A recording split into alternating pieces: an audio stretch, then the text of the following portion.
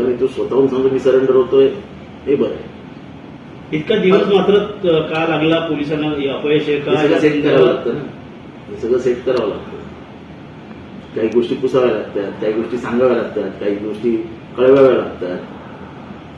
आपल्याला पाहिजे तसा गेम कसा फिट करता येईल हे करताना हे सगळं करावं. करार होते ते आणि आंदोलन करावं लागले, मोर्चे काढावं लागले, तुम्हाला देखील त्या ठिकाणी जाऊन आवाहन करावं लागलं पोलिसांना की कुठे आहेत ते नेमकं शोधावं. काय सांगलं संदर्भात?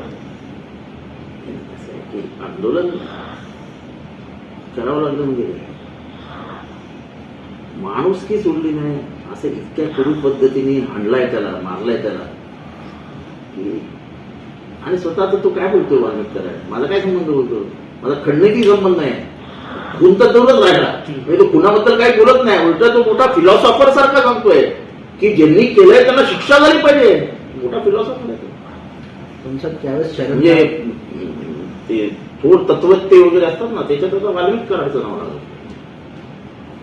पण आज शरण जाणार होते आणि त्याच वेळेस त्यांनी एक व्हिडिओ पाठवलेला आहे की यामध्ये माझा संबंध आहे, जर मला चूक जर सापडली तर मला जी शिक्षा. तेच ना की ह्यांची चूक सापडली म्हणजे अजून यांच्या किती चुका सापडायच्या. बापू अंधळीच्या केसमध्ये याला का नाही अरेस्ट केलं पोलिसांनी?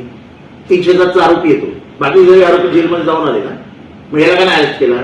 आणि ज्या केस पोलीस स्टेशनला सरेंडर होतोय त्या केसमध्येच महाजन नावाचे इन्स्पेक्टर आहेत जे तुमचे त्या आंधळीच्या मर्डर केसमधले तपासी अधिकारी आहेत. हे असे संबंध जोडता येतात इथे बसून.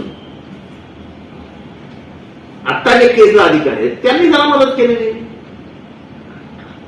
ज्या केसमध्ये बबन गीते नव्हताच त्या केसमध्ये बबन गीतेला आणून याला 300चा आरोपी करून 302चा आरोपी बबन गीतेला करून हा आजही मोकळा फिरतो.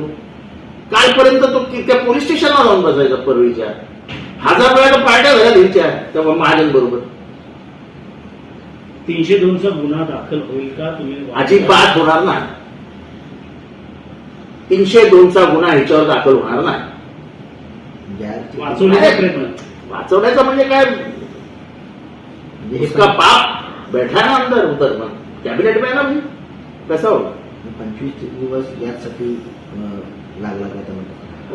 कशाला लागला वगैरे ते पोलिसांना माहीत काय करायचं. पण महाराष्ट्राच्या सुज्ञ जनतेला आता दबाव वाढवायला पाहिजे. हे असं नाही चालायचं. एखादा माणूस इतका निर्गुण खून करतो आणि मला आश्चर्य हे वाटतं की ते जातीचा लेबल वापरतात. वंजारीची जात म्हणजे एकदम कष्टकरी मेहनतीवर जगणारे, हे असे हप्ते खाऊन जगणारे वंजारी नसतात. तो काल एक प्रकार उघड झालाय, राखेवरती कसे करोडो रुपये कमवतात. तुमच्याच कोणीतरी तयार केलेली स्टोरी आहे ती. काय काय चालू आहे काय. त्या रामकृष्ण बांगर मी एवढं बोंबलून सांगतोय, त्यांना नाही बोलवलं की काय तुमचं बाबा तुमच्यावर काय आरोप झालाय. खरं तर मायार काही लोकप्रतिनिधी बोंबलून सांगतोय रामकृष्ण बांगरांना त्रास झालाय, त्यांच्या संस्था ताब्यात घेण्याचा प्रयत्न झालाय. औरंगाबादला काल मला फोन आला, औरंगाबादला एक कॉलेज ताब्यात घेण्याचा प्रयत्न. आम्हाला लोक सांगतात पण पोलिसांना सांगत नाहीत. काय तेवढं सर काय करण्याविषयी काही जे लोक आहेत ते तुम्हाला मेसेज करतात त्यांचं चॅट देखील तुम्ही ट्विट केलेला होता. बघा मी चॅट मुद्दा म्हणून ट्विट करतोय की किती माज आहे, किती माज. आता एक माणसाचा व्हिडिओ आहे, लक्षात ठेव बरं का. भल्या भल्यांचा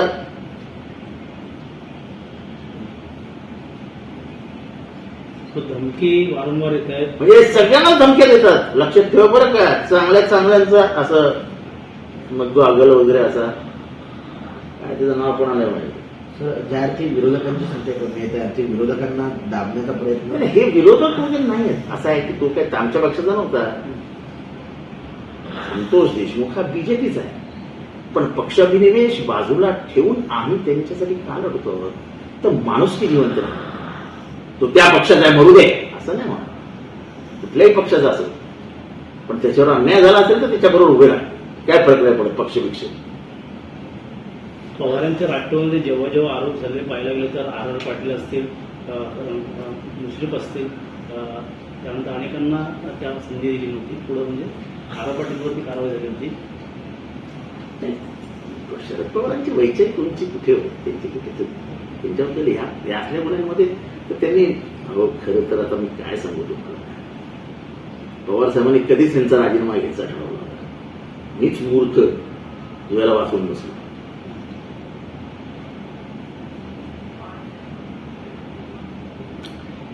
दादांनी पावलं उचलत नाही याच्या मागचं कारण काय? मंत्रिमंडळात असून पण असं आहे की दादांनी पावलं उचलली नाहीत किंवा नाही, पण दादांनी याचा विचार करायला पाहिजे होता की आपली बहीण अशी विधवा झाली असती तर आपण काय केलं असतं. प्रत्येकाने विचार करावा महाराष्ट्रात. तिथे ती सोमनाथ सूर्यवंशीची आई रडते, आपला भाऊ असा रडत बसला असता किंवा आपली आई अशी रडत बसली असती आपल्या पुराच्या मृत्यूच्या धक्क्यात, तर आपण काय केलं असतं. आपण विचारच करतो. सोमनाथ सूर्यवंशीचं प्रकरण आठवतं नाही केलं आपल्याला, आठवतं लक्षच नाही. आपण स्वतःच्या जीवनशैलीत एवढे मशगूल असतो की कोणी मेला काय, तडफडून मेला काय, खोटं बोलले काय. सोमनाथ सूर्यवंशी मेला कसा हा प्रश्न मी विचारून दमलो. मेला कसा, कुठे मेला, काहीच सांगायला काय नाही.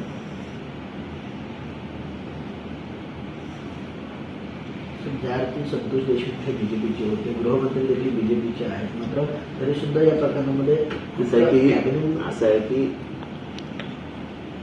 ह्याच्यात जे लागे बांधले हे फार डेंजरस आहे, हे मला समजतं. आणि एवढं मोठं आर्थिक साम्राज्याचं असे जुळवणी आहे की दिवसाला 10-20 कोटी रुपये येत आहेत, जात आहेत. म्हणजे आता काय माहित पोलीस काय काय करून काढलं.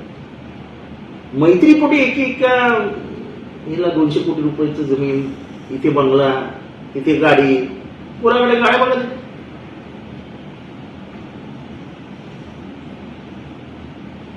हायकोर्टामध्ये याचिका दाखल केली आहे संतोष देशमुखच्या धनंजय देशमुख.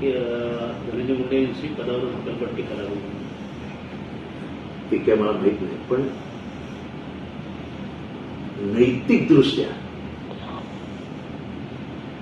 मी तर राजकारणाचा मोठा नाही, पण मी वाचत असतो, मी लक्षात ठेवतो काही गोष्टी. महाराष्ट्रात असं कधी घडलेलं नाही की आरोप इतके मोठे झाले आणि माणूस मंत्रिपदाच्या चर्चेत. सत्ता हे सर्वस्व नसतं असं राजकारणात म्हणतात. आणि सत्तेला लाच मारून लोक बाहेर पडतात की माझ्यावर आरोप झाला ना, जोपर्यंत स्वच्छ बाहेर येत नाही तोपर्यंत घेणार नाही. मला आजही आठवते की झी टीव्हीच्या ह्याच्यावर हल्ला झाला होता भुजबळांच्या काळामध्ये. भुजबळांवर आरोप होत होते आणि झी टीव्हीने बातमी दाखवली आणि काही भुजबळ समर्थकांनी त्याच्यावर हल्ला केला होता. साहेबांनी भुजबळांचा राजीनामा घेतला होता. भुजबळ साहेबांचा तर ते भुजबळ साहेब म्हणलं तर राजीनामा घेतला नाही असं नाही, घेतला होता राजीनामा. त्यानंतरही त्यांना जेव्हा 2019 मध्ये मंत्रिमंडळ स्थापन करण्याची वेळ आली, संधी मिळाली, तेव्हा पहिल्या मंत्रिमंडळात दुसरी नंबरची शपथ भुजबळ साहेबांनी घेतली. राजकारणात कुठेतरी नैतिकता पाळायलाच हवी.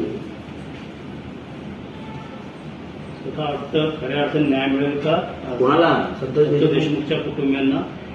ते परमेश्वर वकील कोण देत आहेत? सरकारी वकील संतोष देशमुखच्या कुटुंबियांना विश्वासात घेऊनच देणार. तुम्ही जर स्वतःचा अट्टहास करून तुमच्या मर्जीचे वकील दिले तर कसं काय?